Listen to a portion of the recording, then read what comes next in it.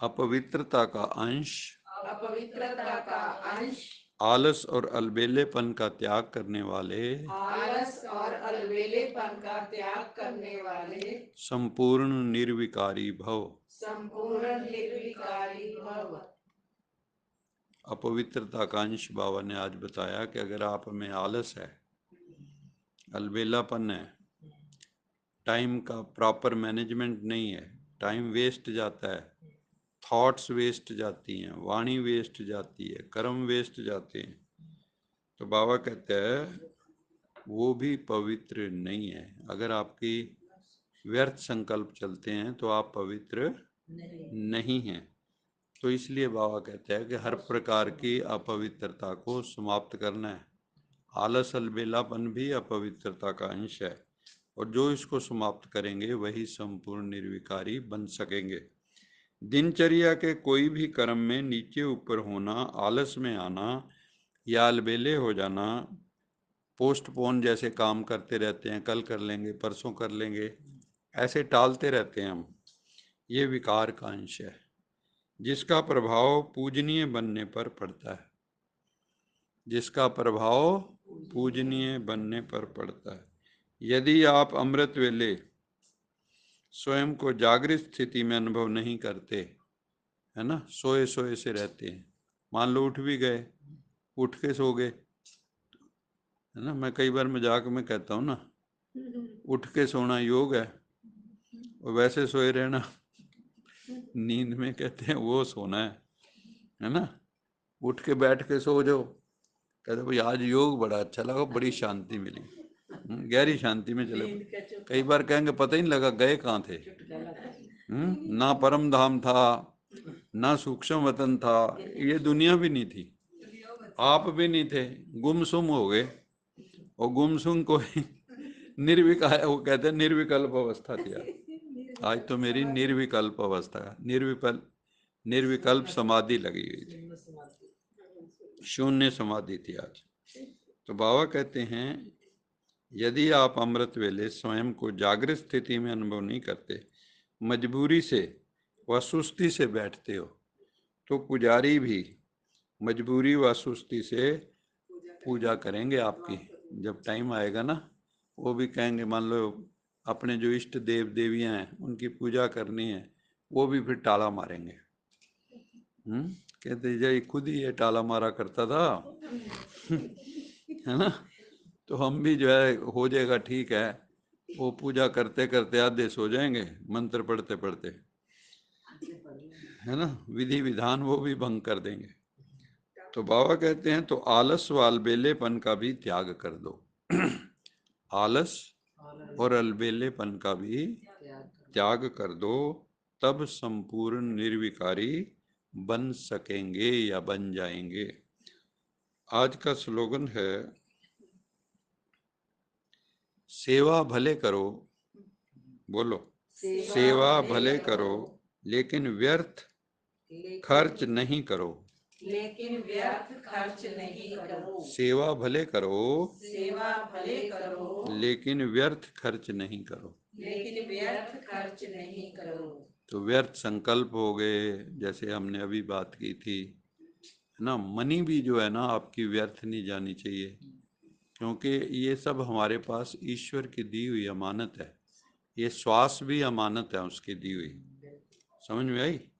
दुनिया में कहते तो हैं लेकिन हम समझते नहीं हैं। अभी ये श्वास आ रहे हैं, आप सोच के देखो क्या चीज़ है ये। कभी इसको हम लोग सोचते हैं जैसे हमारा अधिकार ही है। श्वास आ रहे हैं, जा रहे हैं, मशीन चल रही है, पता ही नहीं है, सो गए तो भी चल रहे हैं। वैल्यू का पता कब लगता है, जब बंद हो जाता है। पता तो सारा लगता है। शरीर छोड़ने के बाद भी जो है ना, ऐसे थोड़े है उस वक्त तो ये अलग बात है कि शरीर छोड़ने के टाइम जो है ना, बोध खत्म हो जाता है कईयों का, है ना। लेकिन जैसे खाली शरीर का बोध है, खाली शरीर का बोध और शरीर के साथ रिश्ते नाते का। हाँ, मेन होता है कि जिस वक्त शरीर भी छोड़ जाते हो आप, फिर भी सारा पता तो जो 13 दिन या 17 दिन बना रखे थे, तब तक आत्मा वहां रहती है, घूमती है। वो अपना जो है ना, सारा हिसाब किताब देखती है, और ये भी देखती है किसने कितनी श्रद्धा से, कितने भाव से, या क्या क्या लोगों के मन में मेरे प्रति था, सब उसको पता होता है। लेकिन उसको ये भी पता होता है कि अब वो मेरा शरीर जैसे समाप्त हो चुका है, मुझे अगली यात्रा पर जाना है। तो जो होते हैं तपस्वी, है ना, इच्छा मृत्यु कई करते हैं। जैसे परमहंस योगानंद थे, अपनी इच्छा से उन्होंने शरीर छोड़ा, डिक्लेयर करके भी हम कल इतने बजे शरीर छोड़ेंगे। अब ऐसे जो हैं उनको तो सब खेल आगे का भी दिखता है। उनके पास कोई आता है, जैसे किसी ने उनको कहा कि आप मेरे गुरु हो, उन्होंने कहा ना, तुम्हारा गुरु जो तब तुम्हें जो मिलेगा वो तुम्हें चांदी का गिलास देगा, वो होगा तुम्हारा गुरु। तो उनको पता है। नहीं तो आजकल किसी गुरु को कहो मैं आपका शिष्य बनना चाहता हूँ, देर लगाएगा? हम्म आज वो कहेगा और भी ले आओ, 10-20 लाने हो तो।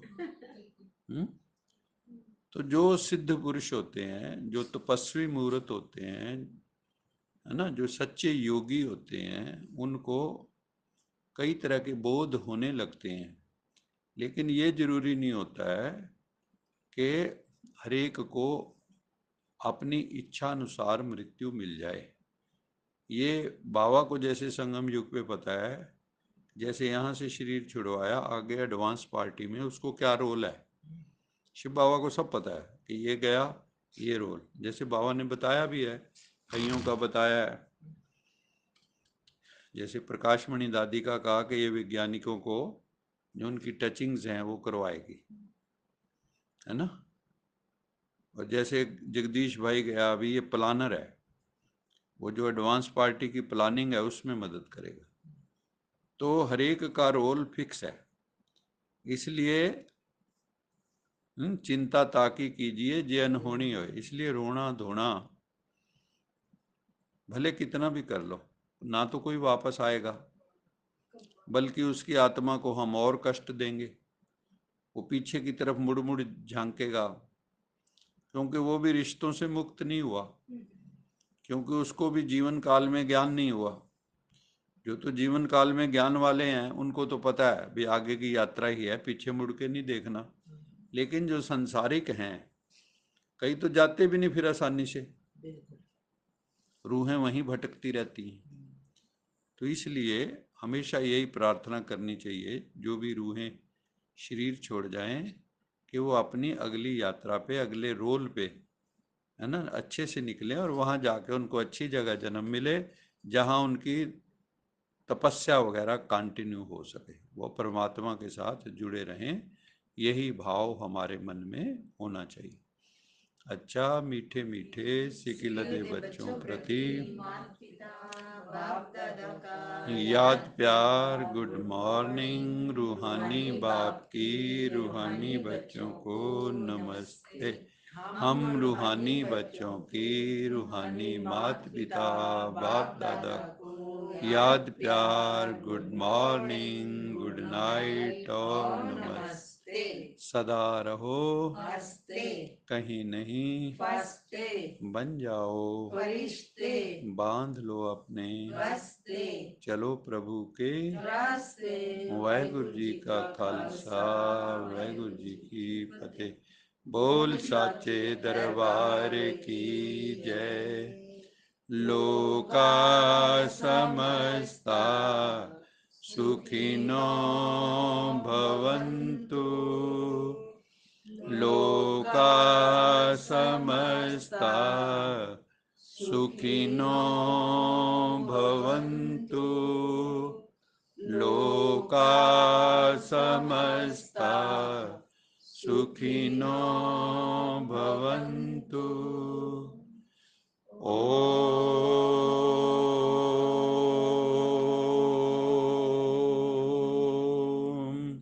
शांति